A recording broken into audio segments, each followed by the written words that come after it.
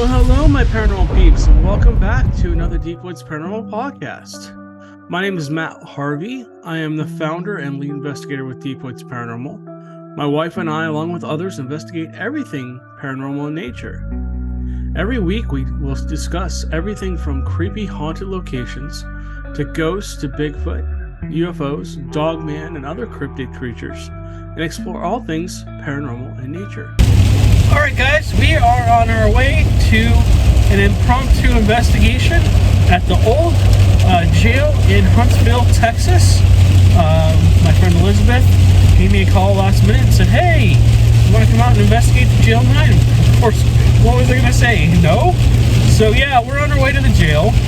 We're going to do a podcast kind of on the way because I was planning on doing a different podcast, but now that we're on the way to investigation, we're going to do a quick podcast talking about the old jail pretty much.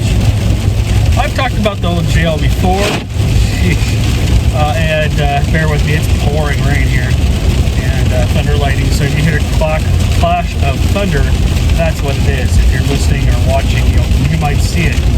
But great night for an investigation.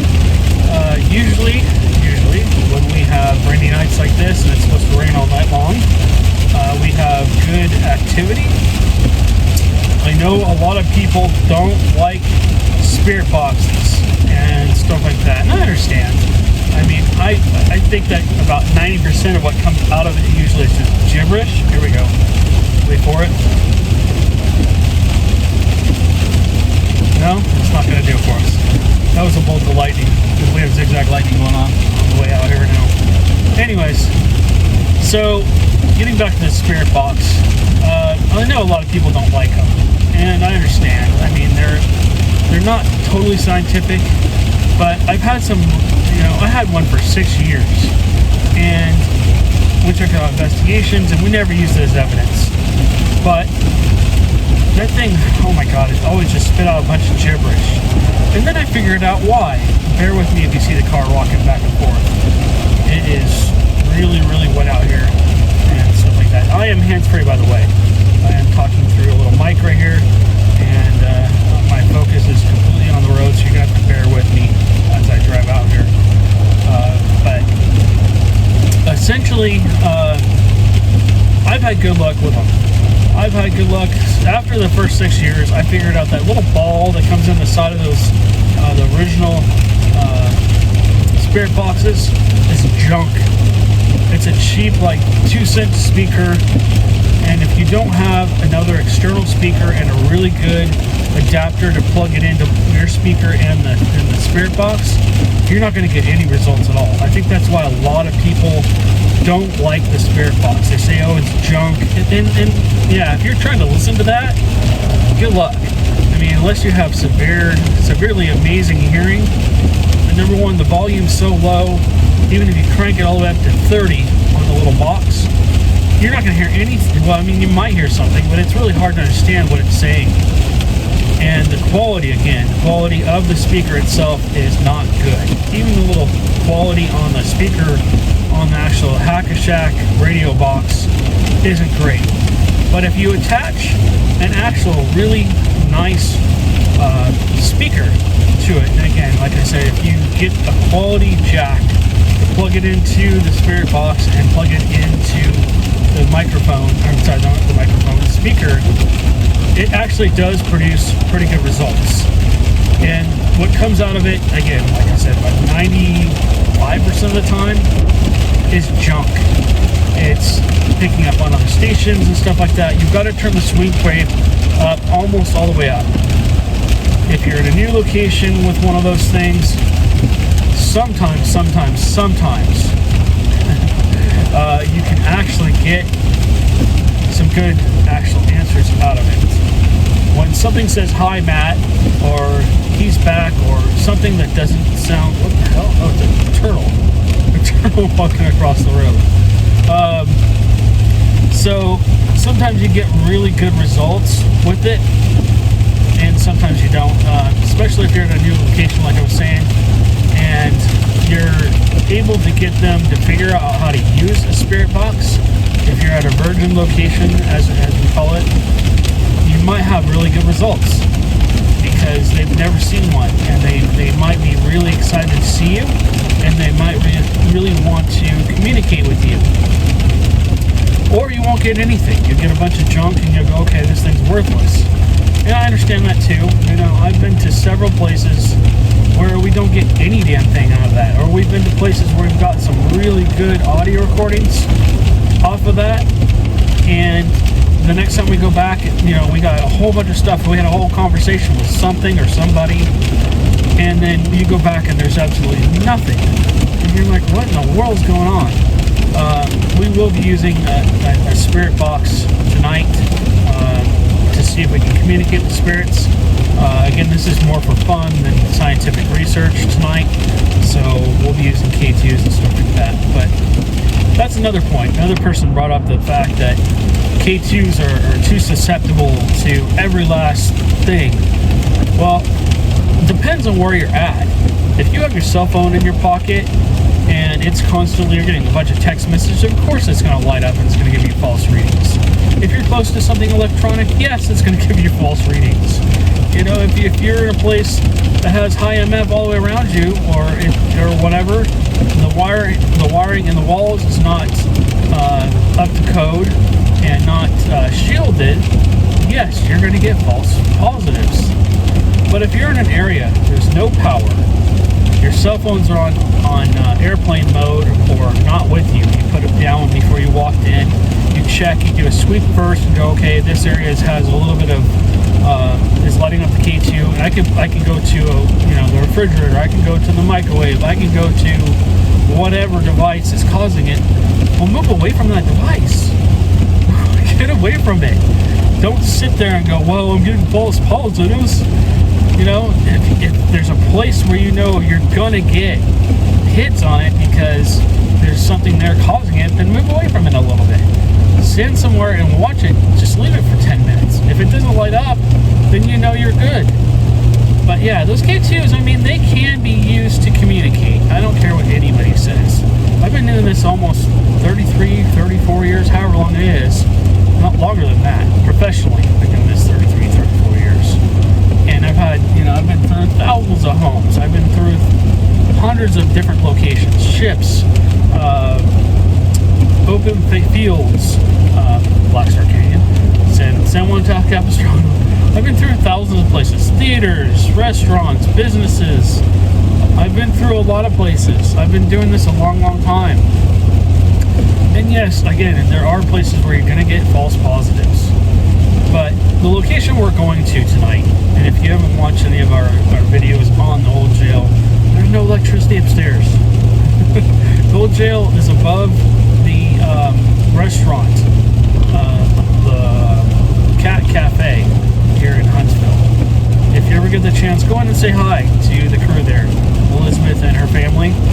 They're really nice people, and by the way, if you like coffee, yeah. So yeah, stop in, get a coffee, say hello to Elizabeth. She's got tons of stories of the place. Again, every once in a while we get the opportunity to come out here and investigate and check things out. So anyways, but yeah, let's talk about the old jail. Wanted to get those two things off my mind. Again, with any device, you can get false positives with any device. I don't care what it is, whatever it is. It could be an audio clipping, these audio recorders are so sensitive. I remember being at a person's home and we were 5 miles away from the freeway, but when you listen back to the recording, all you could hear was the cars going by, and it pretty much drowned out any audio we got. So I mean, it just, any device you're using to ghost hunt can be dismissed as, oh well, that's this, that's that. I mean, if you're going to be so far to the point where you don't believe in ghosts, then why even do it? You know, I don't understand why people do that. They want to go the other way because they want attention, I guess. But if you don't believe in ghosts, that's cool. That's fine. I hope I don't have anything bad to say about you. But come on, stop, trying to say that everything is not a ghost. Now, on the other hand, let's go the other way with this. Let's play devil's advocate. When you're out on investigations like we're going to tonight, we got to be really careful that we don't assume everything's a a ghost. Yeah, the K2 might light up. Well, we got to check and make sure nobody's phones are on. Spirit box, it might spit out some things that are interesting, so we need to verify and make sure it kind of matches up with where we're at, because they do sweep through the local channels. You know, if we hear Mexican music coming through and Spanish coming through, then we have to kind of look and see were there any Spanish prisoners, anybody who spoke Spanish, and I'm sure there was. You know, this is Texas, so this jail held a lot of people from a lot of different areas. It was in business for like 80 years, and so it's just, you just got to think about that. Anyways, in the past, we've come across a couple of the warden's kids at this location. I think Daniel or Danny or whatever his name is comes through every once in a while. We also get a little girl, and from time to time the inmates will communicate with us.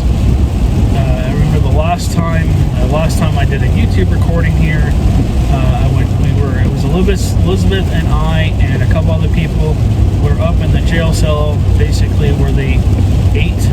We'll probably be up there tonight, and we were sitting there, and we had about 7 or 8 K2s out, and we brought them gifts: tobacco, cigarettes, alcohol, and again, nothing was open, it was all sealed. I think we brought a baseball or some kind of ball.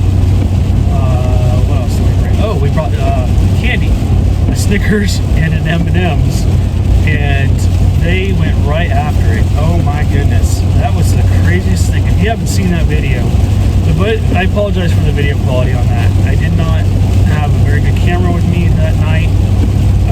The angle was kind of weird, and I just really wish I would have had somebody being able to carry the camera and follow me around. So, anyways, I don't remember exactly how it went, but we had something say, M&M's or something. They were still in my paper bag. It was kind of like a bag like this. I had gone by and got some tobacco, some chewing tobacco, a cigar, some smokes, some alcohol, and for myself, for a snack for later on, I got peanut M&M's, and I got a Snickers bar or something like that, or maybe it was a Twix. I think it was a Snickers. Anyways, so I left the 2 pieces of candy, or the candy things, in the bag, right? And so something kept saying bag, or something like that, and I'm like, oh, okay. And so as soon as somebody pulled out the candy, the K2s went absolutely nuts. All of them. Every single one, all the way across the table. We did have an EM pump, which I'm bringing tonight. And an EM pump is just basically, I believe what they've done is they've taken a old air pump for a fish tank, and I think they've done something so it puts out some kind of a EMF field. And basically what it does is it puts energy up into the air. Now, the reason for the EM pumps is in a place like this, where there hasn't been any electricity for a long time, it takes a little bit. Like if you watch the Normandy Inn, it took 2 days of those the EM pumps running for us to actually get any real activity. The end of the night, it started on that Friday night, and then the Saturday morning, when we went back, it was like somebody turned a light switch on. So basically filling the air with energy and giving them something to use to help manipulate devices, so we don't have to pull energy from our batteries or drain our cameras or drain our audio recorders or drain us, period, because we're just energy too. Basically help them manifest in some way. When I say manifest, I mean they light up the K2. They are able to use a spirit box to communicate in some way. Whether they spit out a voice, or they giggle or laugh, or they say their name, or they answer our questions, or whatever. I mean, so anyways, but yeah, it's just the more I do this, the more I'm dumbfounded by some of the stuff that comes through these boxes and stuff.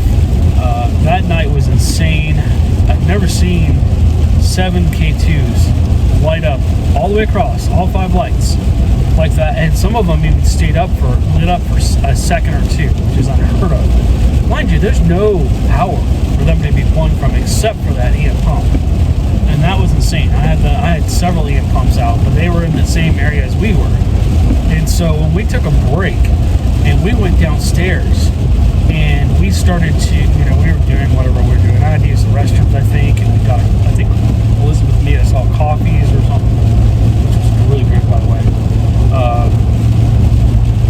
When we were downstairs, I forgot I left the camera on, and I left the spirit box on, and so the spirit box is sitting right next to the camera, facing the cake, all the goodies I left out, all the gifts I left out for them, the cigarettes, the cigar, the chewing tobacco, the candy. I think the baseball was in view, so there was a bunch of stuff in view, and those K2s continued to light up around those objects, and the spirit box just went crazy. We weren't up there, we weren't asking questions, it just went absolutely nuts, and they were just talking like crazy, and they were saying all kinds of stuff. I think one of them said, "I killed you," and you hear like somebody just like panicked. So, and I do know that there was somebody shanked in one of those cells. In fact, it happened multiple times, probably. But yeah, somebody was killed. And this is a hanging jail, too. So they hung people outside in the courtroom. Supposedly, the warden still haunts this jail. He still has his inmates who he watches over. And then, of course, there's the little kids. We're not exactly sure who the little kids are. Again, I think they're maybe the warden's kids. I know there was a kid that came around. Elizabeth would know better than me, tell the story better than I can. But there's a little kid who got himself into trouble and found himself in the jail, and he was very, very shy. And so he comes around every once in a while too. I don't know if he was disabled in some way. I think Elizabeth would know. What we'll have to do is we'll have to have a conversation with Elizabeth and talk about the specific ghosts. If you guys like this podcast, do me a favor, give me a thumbs up down there, and hit the like button and share and subscribe. If you can share this on social media, we appreciate it. But anyways, yeah, Elizabeth would know better. We'll have a conversation with her later about this and talk to her, and she can kind of talk more about the actual ghosts. We might do that at a different time. So, but yeah, I mean, this is a cool location. Even downstairs, I mean, Elizabeth is very strict with the spirits. She tells them that they can't, what they can and can't do, and so essentially, they can come out and come down to the kitchen area, and they can basically hang out there and hang out with them while they're working. But they have to be super duper respectful, and they can't do anything to harm anybody or anything like that, which I told her that's great. She set up her boundaries, which I always tell everybody: set your boundaries, tell them what they can and can't do and what you expect from them, and I think you'll have a great relationship. And I think they do. They really like Elizabeth, and she's, again, the owner of the restaurant that is down there, the Cat Cafe. But she goes up every once in a while, and she'll take them a coffee, which I know they really like. And she's put up bells throughout the jail, hanging on a ribbon, which is cool. And she says she hears it ringing every once in a while, so that's awesome. And yeah, so it should be a cool one. We just did a Bigfoot research out of this location, so that was fun. Not Bigfoot research, but a Bigfoot convention. I think we'll probably do that again in the future. We'll have to talk to Elizabeth about that, where she hosted us, and we had about 30 people where we presented some Bigfoot stuff and answered people's questions. But so yeah, we should have a small group tonight. It should be fun. It should be about 5 of us, 6 of us.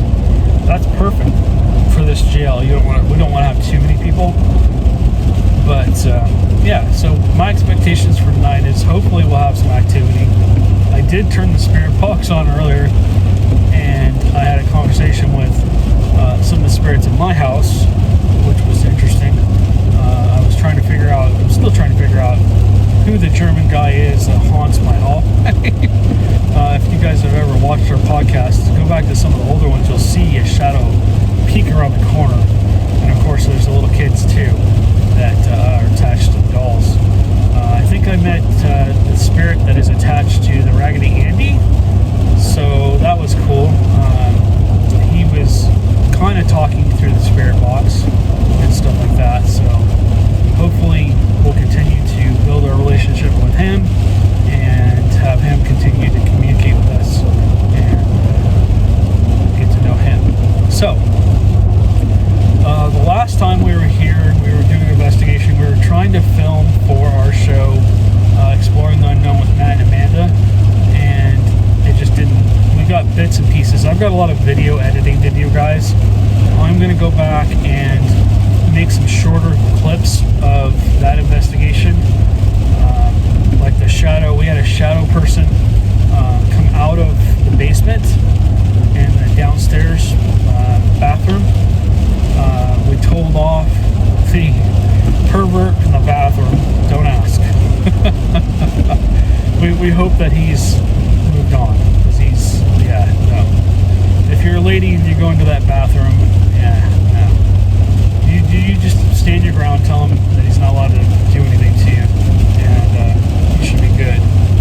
But so the person that's in the front room, kind of where they would come in and bring the prisoners to the front door there, check them in before they would go up into the prison. That area, that room in there, is really interesting. It seems to be holding a lot of energy. I don't know what happened in the basement. I don't know if they put the little kids down there in the past as punishment or what, but there seems to be an entity down there.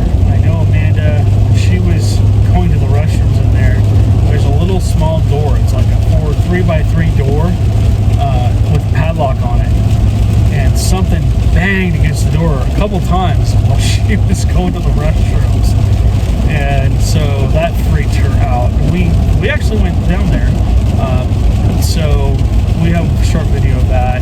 We didn't experience anything. Nothing happened when we actually opened that door. It wasn't until after we closed it and relocked it that we caught a shadow on the security camera and basically going across the room. And Elizabeth seems to think that the spirits in there like to manipulate her pictures that are up on the wall that are for sale, and they like move them around for her, and that's really cool. That's a cool way that she's established communication with them. In the kitchen area, I don't think we experienced much the last time.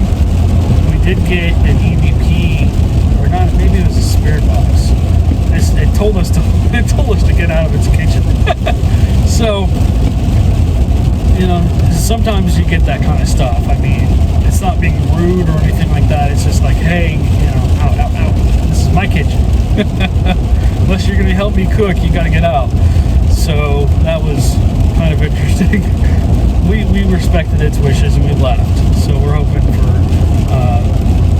to have better luck next time we go into that kitchen, because we did abide by what they asked us to do.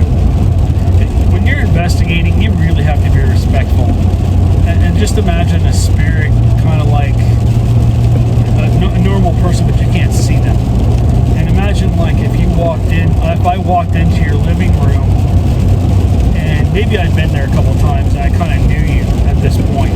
You'd be like, okay, I know you, you're cool, come on in, and maybe we'll talk to you. But imagine if you go into a new place, I can't talk to that, a new location that you've never been to, nobody's ever done any paranormal investigations at, but there's activity, there's reports of activity, there's things going on. And so imagine it this way. I walk into your living room and you don't know you're dead, or maybe you know you're dead, but this is your area, this is your living room, right? You assume it's still your living room. And I walk in and I start asking you a bunch of questions. And I say, hey, what's your name? How long you been here? Blah, blah, blah. And you're looking at me like, what in the world? Who is this guy? Why is he in my room? Get out. You know, that's where a lot of these get outs come from, I think, is that people, and I've done it too, I'm very guilty of it. You go into a location and you're like, you start asking these questions, but you don't really introduce yourself, or you don't really let them get comfortable with you. And so the first time you go into a location, sometimes it's like, get out, you get some get outs, or you don't get anything. And you're like, this is one of the most haunted locations I've ever heard of, but I'm not getting any activity here at all. Well, it's because, you know, again, imagine me walking into your living room, you're like, who the heck is this, and why are they in my living room, and you need to go, get out, you know? So that's pretty much what it is, I think, with that. But we've had a lot of luck with this location. We've had a lot of EVPs, we've had a lot of good talks with things through the spirit box, and I know a lot of people don't believe in that, but I'm not talking about just gibberish coming through. I'm talking about where you can clearly understand what it's saying, and it's an intelligent response, meaning that if I ask, what's your name, and it says Danny, and I ask, how old are you, and it says 9, and then I ask, you know, what's your favorite color, and he says red, and, you know, something like that, in its succession, when it's actually using it to answer, and there's not any kind of static or anything coming through, it's just really clear, then essentially I find it reputable. You know, I know people say, oh, well, it's just scanning through radio frequency, but it's scanning through so fast that it shouldn't be able to form a sentence or even a word. So the whole theory behind the spirit boxes is basically just stealing the white noise off of it and allowing them to use that to create a voice. I think a lot of the times what happens with when people get an audio clip or a video clip or of audio or visual video, basically I think what's going on is that basically they're manipulating the device that you're using. They're not showing up in front of you in real life. They're not really physically in front of you. I think that they're manipulating the camera so that you can see them, or the audio recorder, or the spirit box, or the K2, or even us. A lot of people don't take into account when you're investigating, you are like full, you're just this energy. Your brain is like, we're almost like a vehicle, if you will. Our brains are the computers of the vehicle. Our stomachs are the engines. We consume food to create energy, and our body basically gives off energy, and our brain sends out currents, electrical currents. So who's to say that a spirit, if they're just some kind of energy, if you believe in that, you know, if you believe in some kind of afterlife, let's just say we die, and then, you know, that energy somehow stays. That energy changes. You know, we don't have the shell, we don't have the physical body, but we still have an energy. There's an energy left, and sometimes that energy is strong enough to be, for whatever reason, that energy is able to be some kind of entity. It's able to form like an entity or some kind of intelligence.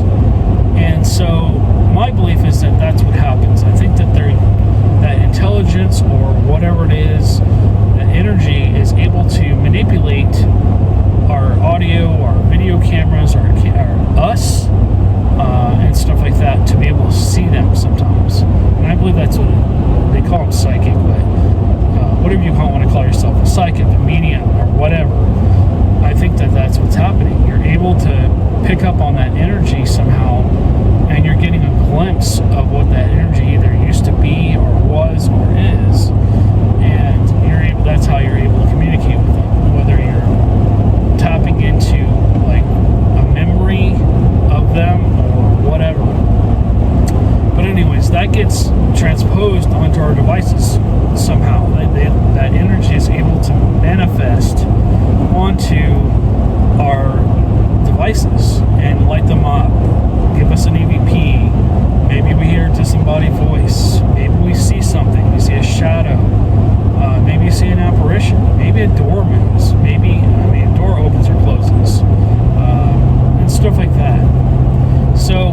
essentially that's what we do in a nutshell. I think that that's what they're trying to do, and I believe that there is a lot of energy left over on certain places. I think a lot of places have scars or just memories. This energy just gets left on these locations.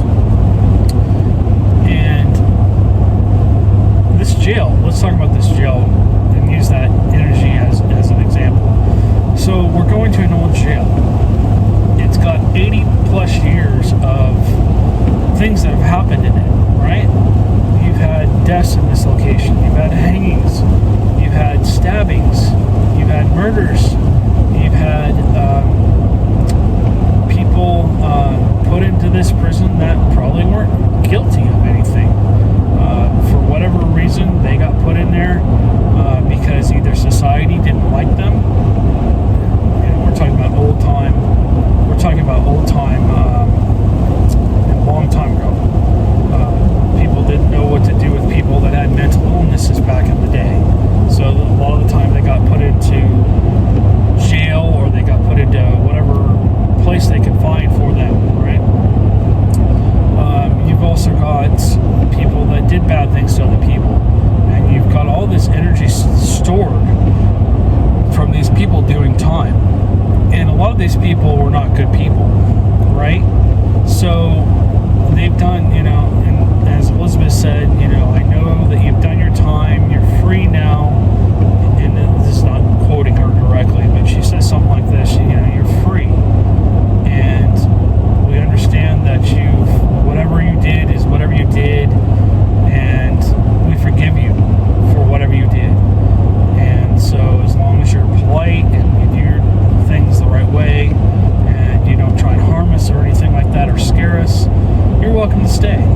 But if you want to be aggressive or do anything like touch us or anything unwanted, then you're going to have to leave. So essentially,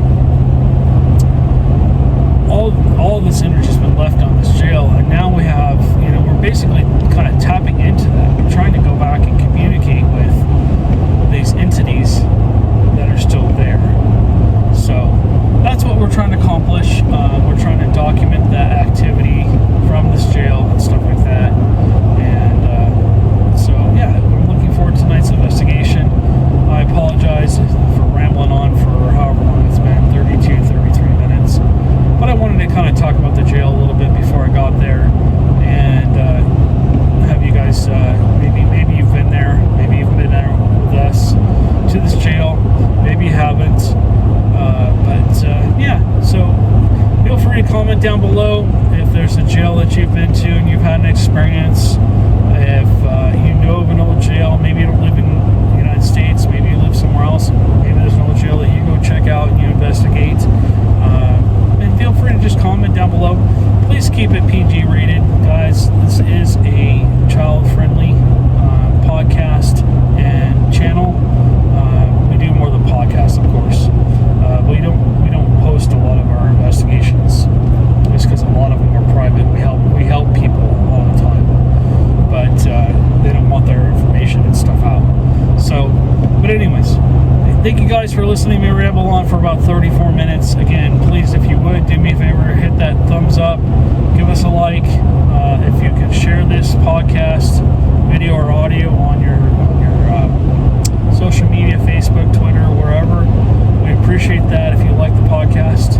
And like I said, feel free to comment down below. Tell us about your experiences. We'd love to hear about it. If you don't want to do that, you can always email me or text me. All my information is down below. All right, guys. Well, thank you guys again for listening. And we will catch you on the next one.